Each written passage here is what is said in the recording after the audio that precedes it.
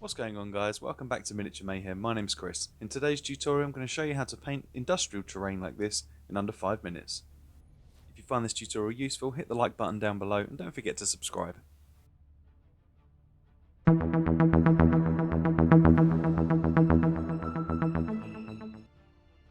Recently I painted an absolutely huge amount of terrain, getting ready to do battle reports for this channel. This mega turbine from Tabletop Combat's one of those pieces. I needed to come up with a scheme that was easy to replicate and didn't take too long to do, and I'm really happy with what I come up with. I had these 3 chem stacks lurking at the back of my to-do pile, so we're going to use these for today's tutorial.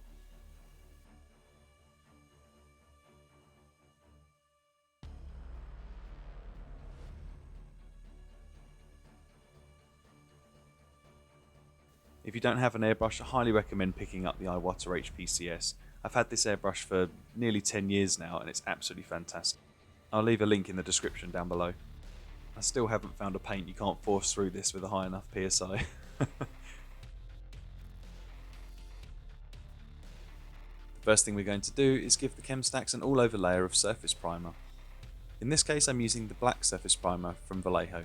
If you are using this, be careful as it contains acrylic polyurethane which can lead to respiratory problems, so just make sure you wear a mask. Make sure you cover all the recessed areas as we're going to leave the majority of these black.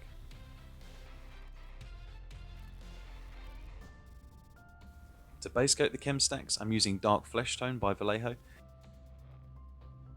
When you spray this on, try and apply it from above, leaving the black in some of the really deep recesses. If you do need to thin this down at all, just use water. If you don't own an airbrush, apply this colour using an overbrush technique, similar to dry brushing, but just keep a little bit more paint on the brush. Using the airbrush, I'm now applying Vallejo Orange Fire around the base of each of the chem stacks and on any flat surfaces. This will start to build up a nice rusty effect.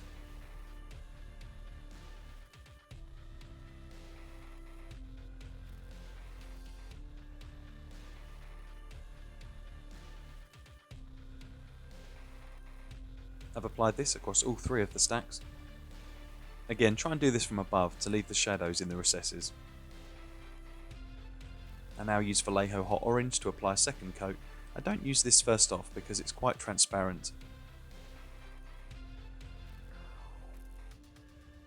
This really starts to make the orange sections look vibrant.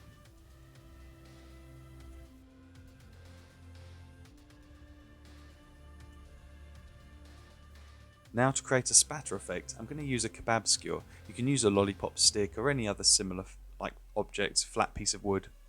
What you need to do is hold the stick at a 45-degree angle from the needle. As the paint exits the airbrush, it will bounce off the wood and go in the direction that you're pointing the wood.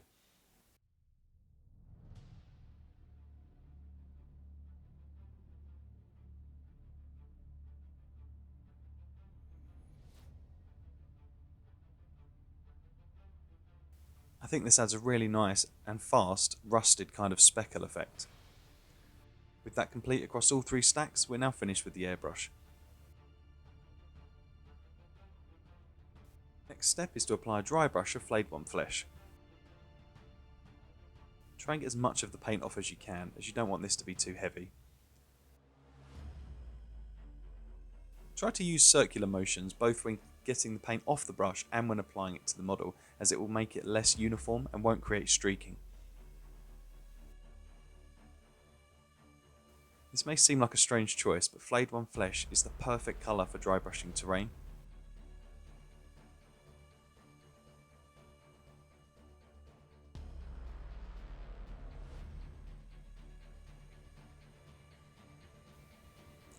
And there you go, industrial terrain in under 5 minutes using 4 colours.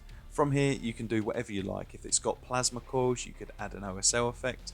If there's lots of metallics on there that you want to pick out, you can do that here. It's a really good base point to work from. I find with terrain it's best not to go too bright as it can distract from the models. After all, scenery's there to complement your model collection, not distract from it.